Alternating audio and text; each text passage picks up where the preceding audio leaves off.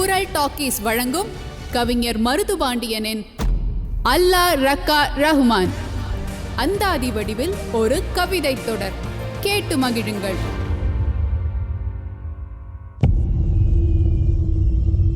எல்லா புகழும் ஒருவன் ஒருவனுக்கே, நீ நதி போல ஓடிக்கொண்டிரு. எந்த வேர்வைக்கும் வெற்றிகள் வேர்வைக்குமே, உன்னை உள்ளத்தில் வைக்குமே. 2009 ஆண்டு பிப்ரவரி 22 நாள் பூமி வானக்காகிதத்தில் இரவு கட்டுரை எழுதி முடித்துவிட்டு வெண்ணிலா என்னும் முற்றுப்புள்ளி வைத்தது அமெரிக்காவில். ஒளியால் சுத்தம் செய்து உலரவிட்ட வானவீதியில் சூரிய கோலமிட்டது இந்தியாவில். அமெரிக்காவில் திங்கள் முளைத்த ஞாயிறு இரவு, இந்தியாவில் ஞாயிறு உதித்த திங்கள் காலை. பரபரப்பும் திங்களும் இணைந்தே இருக்கும் இரட்டை பிறவி. ஆனால் அன்றோ அலுவலகங்களில் பரவலாயிருந்தது ஆஸ்கர் என்னும் ஆசை பரவி. செப்பின் சேர்க்கை தங்கத்தின் வடிவத்தை மாற்றுவது போல, உப்பின் சேர்க்கை உணவின் சுவையை ஏற்றுவது போல, விருதுகளை வைத்தே திறமையை பார்த்தது மக்கள் மனம். விருதுகள் தானா கலைஞனை நிறுத்தும் துலாபாரம்? வானவில் கேட்குமா வண்ணங்களால் பேச மலராரம்? இந்திய துணைக்கண்ட பரப்பில் அத்தனை வேலை பரபரப்பில் ஊரெல்லாம் இருந்தது தொலைக்காட்சி முன்பு.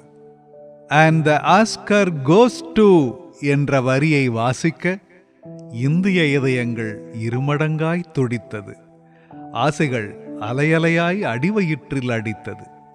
அது அடுத்து வரப்போகும் ரகுமான் எனும் பேர் ஆசையாலோ, பலர் ராப்பகலாய் கொண்ட பேராசையாலோ, அச்சமயம் விருது கிட்டுமா என அச்சமயம் தொட்டது உச்சமயம். காத்திருந்தது கோடிக்காது, அந்த காத்திருப்பை நீடிக்காது ஆஸ்கர் குழுமம் அவரது பெயரை உச்சரித்தது. வரலாறு தனக்குள் வங்கக்கரையை அச்சடித்தது. அவர் வாங்கிய விருதுகள் ஒன்றல்ல, 2. உலகமே பார்த்தது இந்தியாவை மிரண்டு.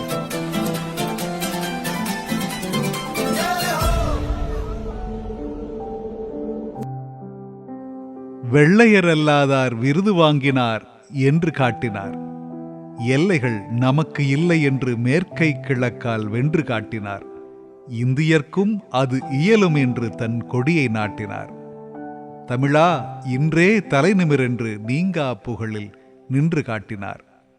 முகவரி மறந்து தன் முகத்தை இழந்து பின் மீட்டு வந்ததை கேட்டு வளர்ந்த பண்பாடல்லவா நம் பண்பாடு. இசைக்கும் நமக்கும் 2000 ஆண்டுகள் தொடர்பிருந்தும் நாம் அதை தொலைவில் நின்றே பார்த்திருந்தோம்.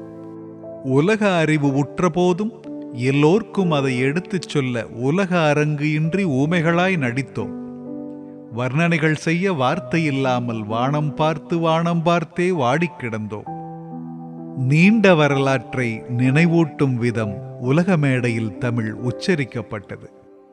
மேலை நாடுகளும் வாய்ப்பிழக்க, பல மேற்கத்தியர்களும் வாய்ப்பிழக்க அரங்கேறி விருதுகளை அவர் தரித்தார். ஆஸ்கர் நாயகனாய் அவதரித்தார். ஆளுமை பெற்றிருந்தார் திரையில், நம்பிக்கை அயராது வைத்தார் இறையில். அதுவரையில் அமெரிக்க கரையில் எவரும் கேட்டிடாத முறையில் அனைவரையும் ஈர்த்தார். எல்லா புகழும் இறைவனுக்கே என்ற உரையில் தரணியே வியந்த போதும் தலைக்கணத்தை வைத்தார் தரையில். தோரணமேற்ற காரணமானவரை, தரணியெல்லாம் பேர் வாங்கி தாய்நாடு வந்தவரை கோடிசனம் வந்து கொண்டாட கூடியது. அந்த கொண்டாட்டத்தில் கோடம்பாக்கமே ஆடியது.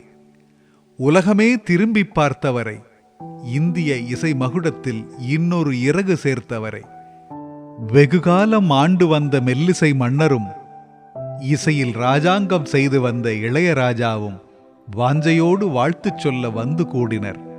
தங்கள் வாரிசென்று முரசு கொட்டி மகுடம் சூடினர். கொடியேற்றி கொற்றம் கொண்டவரை, தமிழ் குடியேற்றி கூடு வந்தவரை, தத்தம் மடியேற்றி மார்தட்டிக் கொண்டது மண். வெற்றி நெடியேற்றி நெடுகச் சென்றவரை, ஆஸ்கர் படியேற்றி பாறை வென்றவரை, நானும் படியேற்றி பாராட்டிப் பார்த்தது பண். ஆஸ்கர் வாங்காத அவல இருள் போக்கி அருளினார் நமக்கும் பகலை. அகிலம் கண்டது அயராது உழைத்து ஆகாயம் சென்ற ஒரு அகலை. மெல்ல அறிந்தது மேற்கும் அவரது புகழை. ஆசியாவில் பிறந்த அமேதியஸ் மோட்சார்ட் நகலை.